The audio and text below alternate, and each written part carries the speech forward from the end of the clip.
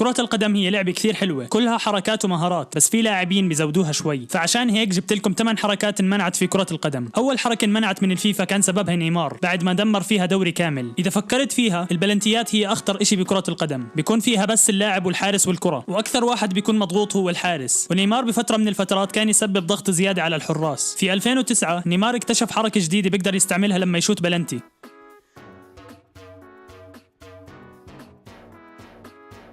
بالبداية ولا حدا اهتم بنيمار، بس بعد ما عمل هاي الحركة 5 مرات على التوالي الحكام عرفوا انه في اشي غلط، فبعتوا هذا الاشي للفيفا وعملوا جدل كبير على هاي الحركة. وبعد ما شافوا هاي الحركة اكتشفوا انه الحارس مستحيل يصدها. الحراس كانوا يموتوا قبل ما نيمار يشوت البلنتي. وفي عام 2010 الفيفا اصدروا قانون بمنع هاي الحركة، فاي لاعب بيستخدمها هاي الايام راح ياخذ بطاقة صفراء. المستفيد الوحيد من هذا القانون هم حراس المرمى، وهم كمان في اشي كبير جاي لهم بالطريق. فبعد ما الفيفا اكتشفت حركة الحراس في صد البلنتيات منعتهم من استخدام هاي الحركة. حراس المرمى هم الوحيدين اللي ما بركضوا بالملعب، بس هذا الاشي ما بيعني انهم ما يتسلوا ببعض المرات. لما بنيجي للبلنتيات حراس المرمى بيكون عليهم ضغط كبير، فعشان هيك في حراس اخترعوا طريقة عشان يشاركوا الضغط مع اللاعب اللي راح يسدد البلنتي. الحارس إيميليانو مارتينيز في كأس العالم 2022 في ربع النهائي ضد هولندا المباراة وصلت لركلات الترجيح، وفي هاي المباراة إيميليانو مارتينيز كان كثير متحمس. مارتينيز كان يستفز لاعبين هولندا بحركات كثير مستفزة، فهذا الاشي خلى لاعبين هولندا يتشتتوا لما يشوتوا البلنتيات. حركات مارتينيز ساعدت الأرجنتين بالفوز بالمباراة، وبعدها رجع عمل نفس الحركات ضد فرنسا في نهائي كأس العالم وفازوا بكأس العالم. وبعد كأس العالم الفيفا اكتشفت طريقة مارتينيز وتأثيرها على اللاعبين، فعشان هيك حطوا قانون جديد بيمنع الحراس من استفزاز اللاعب اللي راح يسدد البلنتي بأي طريقة، فمنعوهم من انهم يلمسوا العارضات او الشبكة او يشتتوا اللاعبين. وهذا القانون كان بسبب مارتينيز، والواضح انه مش هو الحارس الوحيد اللي كان سبب في منع حركات في كرة القدم، لانه في قانون ثاني بيمنع حركة كان يعملها حراس المرمى. هاي الحركة كانت بسيطة وسهلة. في هاي الايام لو المدافع مرر الكرة لحارس المرمى برجله والحارس مسك الكرة بايده، الحكم بيعطي فاول للفريق الثاني داخل منطقة الجزاء. بس زمان هذا القانون ما كان موجود، وطبعا في سبب لاصدار هذا القانون. في يورو 1992 الدنمارك فاجأت كل العالم وفازت بالبطولة، والمجنون بالموضوع انهم ما كان لازم يلعبوا البطولة من الاساس. بعد ما يوغوسلافيا انطردوا من بطولة اليورو قبل شهر من انطلاقها، الدنمارك كانت الدولة اللي اختاروها عشان تلعب مكان يوغوسلافيا. الدنمارك استخدموا طريقة ذكية عشان يضيعوا وقت في المباريات ويحبطوا الافرقة اللي ضدهم، والطريقة كانت انهم يمرروا الكرة للحارس كل ما ينضغطوا والحارس يمسك الكرة بايده، والواضح انه الطريقة زبطت معهم. وبعد البطولة الفيفا غيروا القوانين واصدروا قانون بيمنع الحارس من انه يمسك الكرة بايده بعد ما يتمرر له. وحاليا هذا القانون غير كثير من اسلوب اللعب، بس حتى مع هذا القانون في طريقة جديدة طلعت لإضاعة الوقت، بس هاي المرة الحكام تصرفوا بشكل صحيح لمنعها. إضاعة الوقت. إضاعة الوقت ما بيستعملها بس الحراس، الفريق كامل بيستعملها عشان يضعفوا الفريق اللي ضدهم ويقتلوا اللعبة. ومثلا كيليان امبابي هو من أكثر اللاعبين اللي بيضيعوا وقت في المباراة.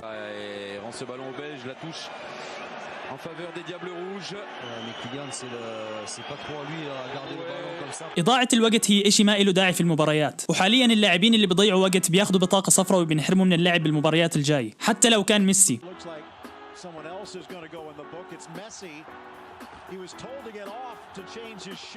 وعلى سيرة ميسي، في لاعب أرجنتيني ثاني بيعمل حركات مش مسموحة، وهذا اللاعب عمل إشي مجنون انمنع كليا من كرة القدم. هذا اللاعب هو مارادونا. في كأس العالم 1986 الأرجنتين لعبت ضد إنجلترا في ربع النهائي. المباراة كانت صعبة كثير، فمارادونا عرف إنه لازم يعمل إشي مجنون عشان يفوزوا في المباراة. مارادونا كان جاهز إنه يعمل أي إشي عشان يفوز، وبالأخير عمل هاي الحركة. للأسف الحكم كان بعيد وما قدر يشوف إنه مارادونا سجل الهدف بإيده، وهذا الهدف خلى الأرجنتين تفوز بكأس العالم. فعشان هيك ما راح تشوف إنجليزي بيحب مارادونا. وبعد ما انتشر هدف مارادونا الفيفا قرروا انهم يضاعفوا عدد الحكام عشان ما يصير اشي زي هيك مرة ثانية. مارادونا نسي انه بيلعب كرة قدم وفكر حاله بيلعب كرة سلة. ما بتقدر تستعمل ايدك عشان تجيب جول، او ممكن انك بتقدر تستعمل ايدك، بما انه اسمها كرة قدم لازم تلعبها باجرك. بس ليش لما تطلع الكرة برا الملعب اللاعب بيلعبها بايده ومش باجره؟ اذا طلعت الكرة برا الملعب اللاعب لازم يرميها بايده. فعشان هيك في لاعبين بتدربوا على انهم يرموا الكرة لمسافات بعيدة، بس ولا لاعب راح يوصل لهاي المرحلة.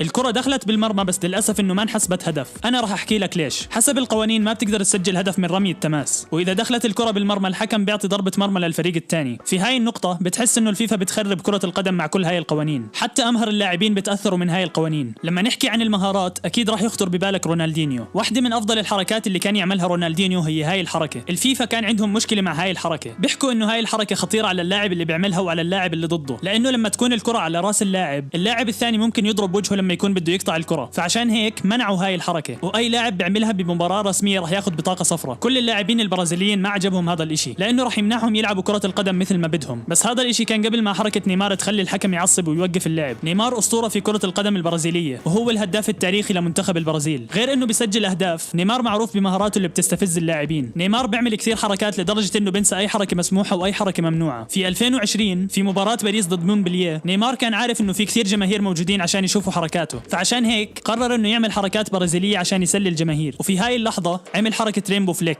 بعد ما نيمار عمل هاي الحركة الجماهير كيفوا وصار صوتهم كثير عالي، لكن الحكم كان عنده رأي ثاني تماما لانه شاف انه حركة نيمار استعراضية وبذل فيها الفريق الثاني. نيمار دخل بنقاش مع الحكم بس ما عرف يتفاهم معه، فنادى على ماركو فيراتي عشان يحكي معه، بس الحكم ما غير رأيه. بعدها بفترة في برازيلي ثاني عمل هاي الحركة واخذ بطاقة صفراء، ومن وقتها اللاعبين عرفوا انه هاي الحركة ممنوعة. لا تنسى تشترك في القناة وتفعل جرس التنبيهات. حط لايك على الفيديو وشوف واحد من هدول الفيديوهات لانهم راح يعجبوك.